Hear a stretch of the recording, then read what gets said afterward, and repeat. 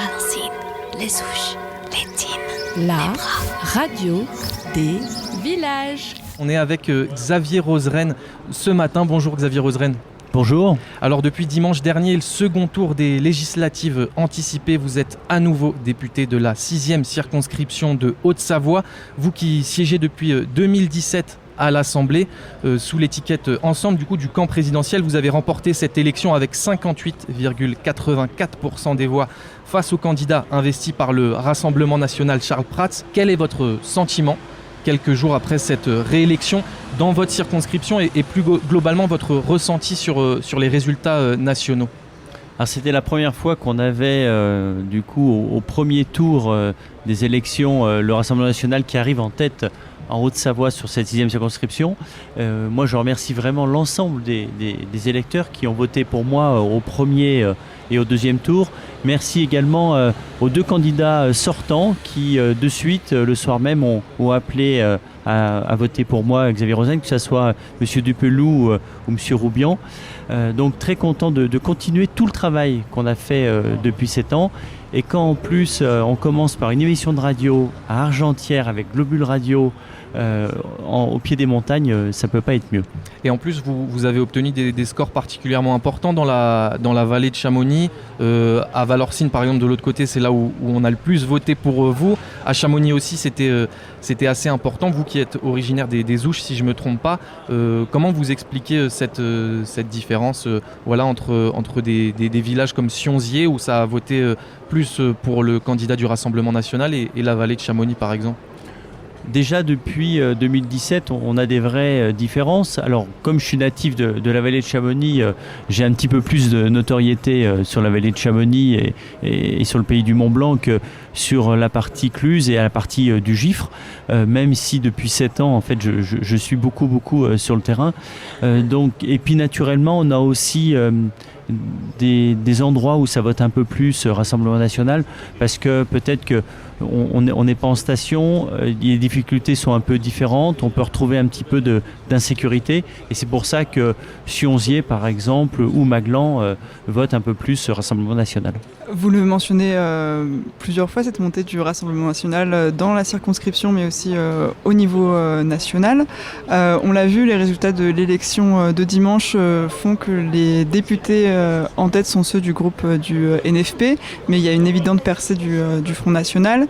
Le groupe présidentiel est plus réduit qu'avant. Comment vous analysez la situation actuelle à l'Assemblée nationale ?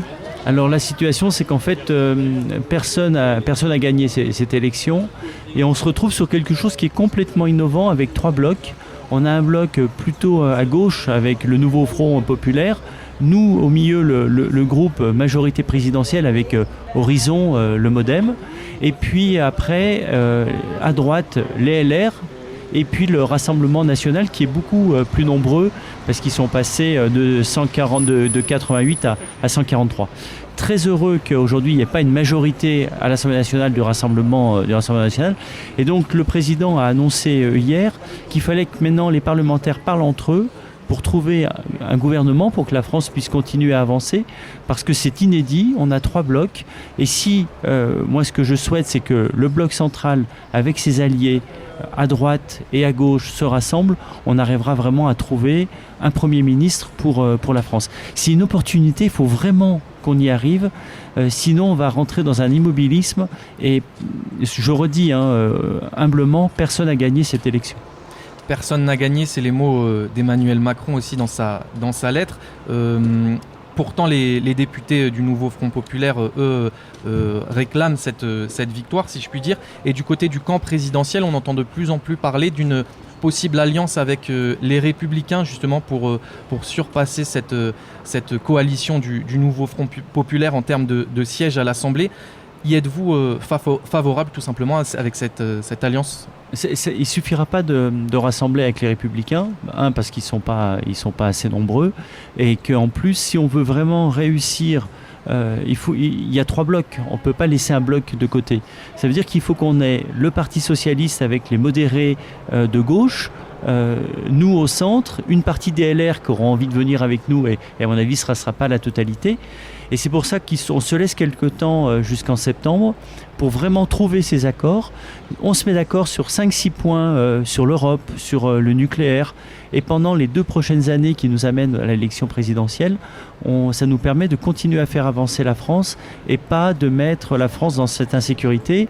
J'ai bien entendu Mélenchon qui pensait qu'il avait gagné l'élection. Je vous rassure, les chiffres le montrent et les chiffres sont têtus. Personne n'a gagné cette élection. Mais est-ce que vous pouvez comprendre aussi, comme vous l'avez précisé avant, que de nombreux candidats investis par le nouveau Front Populaire se sont retirés lors de ces seconds tours des élections législatives dans cette circonscription, mais dans beaucoup d'autres. Des électeurs de gauche ont voté du coup aussi pour des candidats ensemble, pour des candidats de la majorité présidentielle. Est-ce qu'un rapprochement avec le Parti des Républicains, un parti qui est plus proche, on va dire, du Rassemblement national que de la gauche, vous pouvez aussi comprendre que ça fait peur à certains électeurs de gauche qui ont voté pour vous du coup au second tour pour faire barrage à ces idées de droite ou d'extrême droite au niveau de l'immigration, au niveau de tous ces sujets qui sont portés par la droite. Est-ce que vous comprenez que ça peut faire peur à certains électeurs de gauche ? Il ne faut pas faire peur. Les Républicains qui ne sont pas allés avec Ciotti, avec le Rassemblement national, sont des gens qui aiment la République et avec qui on peut très très très facilement travailler. À mon avis, ce qu'on ne peut pas, c'est travailler qu'avec eux, et ça ne serait pas normal, surtout quand on voit aux élections européennes le bon score de Glucksmann, beaucoup d'électeurs ont été déçus. Certains n'ont pas forcément voté le nouveau Front Populaire, parce que dans le nouveau Front Populaire, il y a malheureusement la France insoumise et des extrêmes. Mais ces électeurs-là, aujourd'hui, il faut qu'ils puissent diriger la France. Et c'est pour ça qu'on ne va pas se tourner que vers les LR, mais on va bien se tourner vers tous les modérés, de la gauche à la droite, et j'espère qu'ils seront très nombreux. Si on ne fait pas ça, on rentre dans un immobilisme, et dans moins de 12 mois, parce qu'il y aura une nouvelle dissolution de l'Assemblée nationale. Donc si on comprend bien, ce que vous souhaitez aujourd'hui, c'est une alliance avec LR, avec le PS, et quel autre parti de gauche? Vous excluez les autres partis du NFP? Non, alors pas les autres partis, bien sûr, tous les partis modérés, on pourra travailler avec eux. On ne peut pas travailler aujourd'hui avec la France insoumise. Moi, pendant 2 ans, je les ai vus fonctionner. Ils sont d'accord sur rien au niveau de l'Europe, ils sont d'accord sur rien au niveau du nucléaire, et en fait, ils veulent du mal à la République. Donc, en fait, on ne peut pas travailler avec eux. Donc tout le monde, excepté le Rassemblement national et bien sûr ceux qui ont rejoint Ciotti et la partie très à gauche qui est la France insoumise. Et aussi pour revenir toujours sur le niveau national, on a aujourd'hui la nomination d'un nouveau gouvernement que tout le monde attend, la nomination d'un nouveau Premier ministre. Et donc sur cette idée-là d'alliance entre modérés, quelle personne vous verrez à ce poste de Premier ministre? Alors c'est pas moi à le dire, mais j'espère que ça sera quelqu'un de modéré qui sera accepté vraiment par le centre. Et c'est bien le travail qui doit commencer maintenant, jusqu'en septembre, pour qu'en septembre on ait une idée précise d'un gouvernement, à la fois avec des gens de gauche, des gens de droite. Et si on arrive à faire ça, c'est une vraie réussite démocratique. En fait, on peut plus faire comme avant. En fait, les Français nous l'ont dit, ils n'ont pas donné de majorité à personne. Il faut qu'on réinvente. Et moi, ça me plaît beaucoup parce qu'on est les seuls pays en Europe où on a toujours ce fait majoritaire. On n'est pas capable d'avoir de faire des compromis, des coalitions ensemble pour l'intérêt de la France. Et on a une opportunité de le faire là, il faut vraiment, vraiment, vraiment le faire. Il y a toujours la question du logement dans la vallée de Chamonix principalement, du Airbnb, de jeunes chamoniards qui sont obligés de s'exiler entre guillemets pour trouver un logement. Est-ce que vous faites toujours le même constat et comment on peut résoudre, on va dire, cette situation? Je suis très heureux d'avoir été réélu, simplement pour continuer à faire ce qu'on avait fait sur le logement. Sur la Haute-Savoie, je fais une petite parenthèse, les 6 députés sortants ont été réélus et c'est vraiment une fierté. Ça montre que la Haute-Savoie a vraiment résisté, cette terre de résistance a résisté aux extrêmes. Pour revenir sur le logement, s'il n'y avait pas eu la dissolution, on était le 20 juin, était prévue une commission mixte paritaire, ça veut dire des députés et des sénateurs qui discutent ensemble et qui se mettent d'accord sur le texte de loi sur la régulation des meublés de tourisme. En gros, ce qu'on appelle les Airbnb. c'est bien d'avoir des Airbnb parce que ça a permis ici, à Argentière ou partout dans nos stations au pays du Mont-Blanc, de commercialiser des lits froids. Et donc la commercialisation par Airbnb, elle est très efficace. Mais ce qu'il faut éviter, c'est pas celui qui a un Airbnb et qui le loue, parce que c'est un revenu complémentaire et c'est nécessaire, mais c'est cet immeuble entier avec une boîte à clé en bas et des gens qui font de l'optimisation fiscale. Donc ça, il faut vraiment qu'on travaille dessus. Et c'est pour ça que cette loi aurait permis de pouvoir réguler à la main des maires qui voudraient le faire avec le conseil municipal, de pouvoir dire j'accepte X Airbnb et je peux mettre des quotas. Et ça, c'était très attendu. La deuxième chose qui était attendue, c'était créer sur les plans locaux d'urbanisme des zones de résidence principale. On aurait des zones sur nos plans d'urbanisme qui seraient autorisées qu'à la résidence principale à la construction. Donc ça, c'est possible et c'est une idée qui était aussi dans le texte. Et puis la troisième, fiscalement, il faut que quand quelqu'un loue à l'année, ça soit plus intéressant fiscalement que de louer à la semaine. Parce que oui, il y a cette question du prix aussi des loyers, en dehors de cette tension au niveau de juste trouver un logement. Il y a cette question des prix qui devient insoutenable pour beaucoup de chamoniards. Est-ce que là, en tant que député à l'Assemblée, il y a des leviers aussi, je ne sais pas, au niveau de l'encadrement des prix, etc.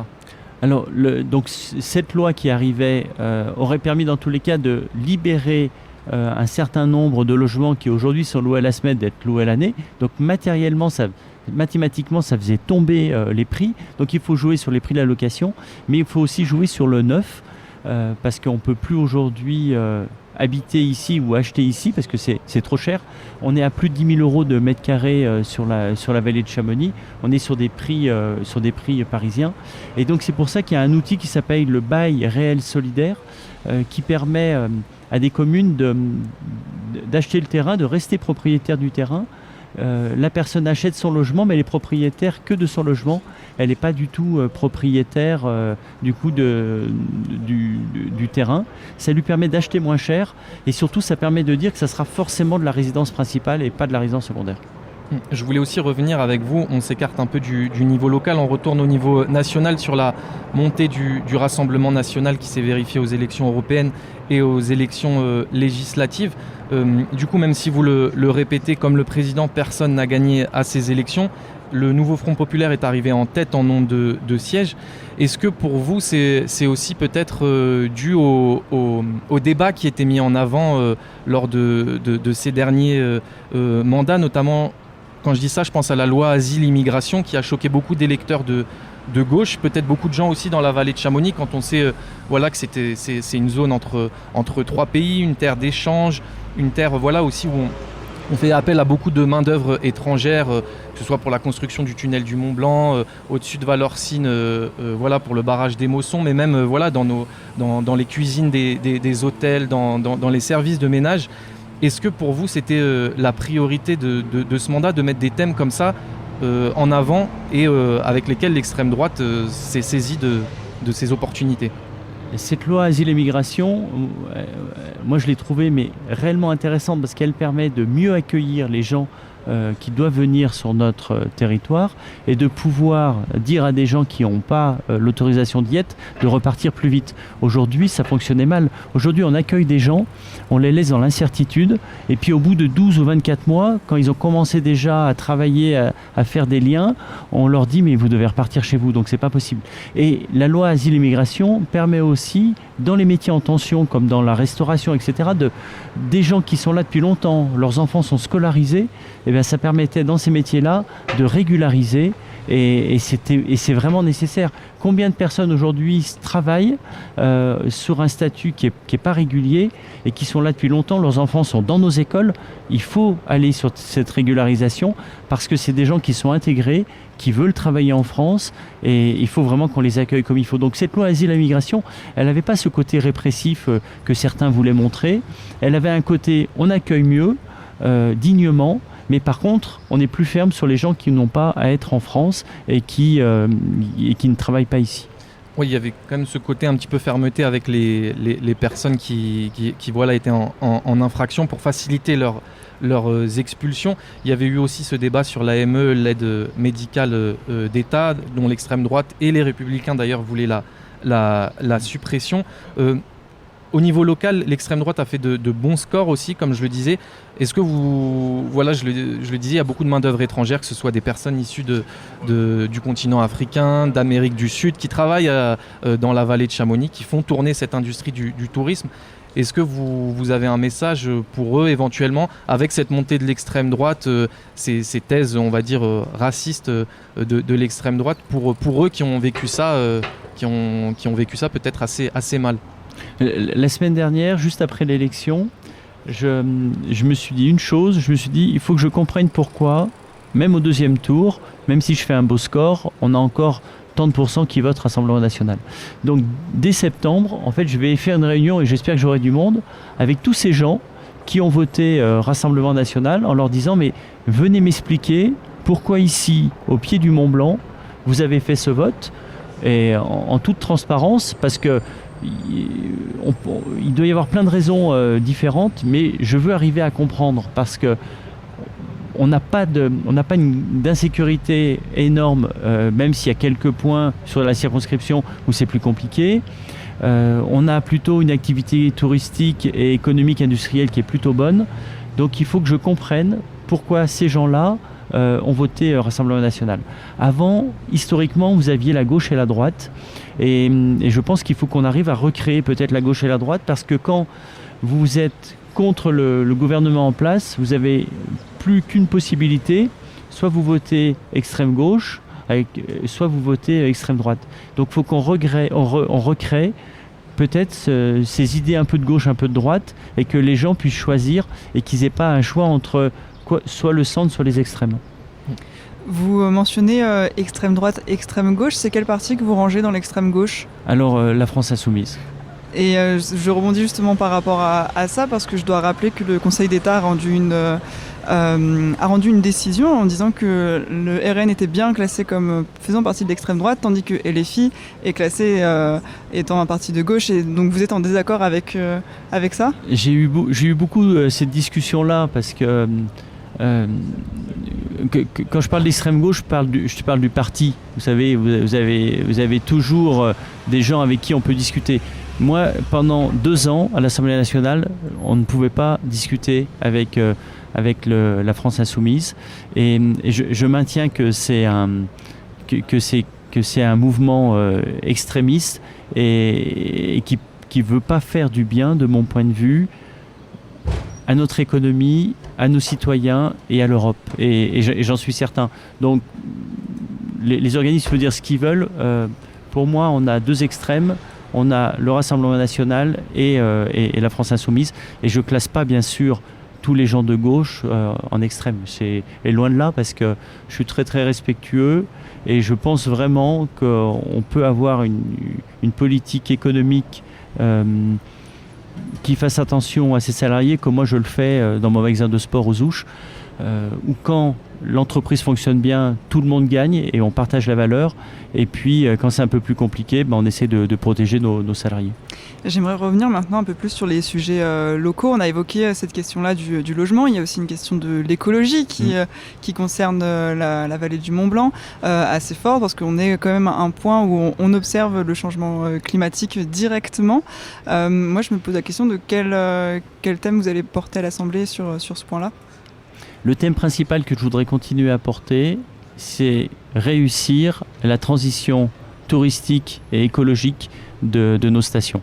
Moi, je suis né à Chamonix, le glacier des Bossons, le glacier de Tacona et la mer de glace, je les ai vus, mais vraiment disparaître. Donc le réchauffement en montagne, il est 2 fois plus important que sur le reste de la France. J'ai eu un débat incroyable sur France 3 avec le candidat Rassemblement National, qui sont des gens climato-sceptiques. En fait, on sait ce qui va nous arriver, on sait qu'on pourra faire du ski, mais pas partout. Dans la vallée de Chamonix, ça sera encore possible.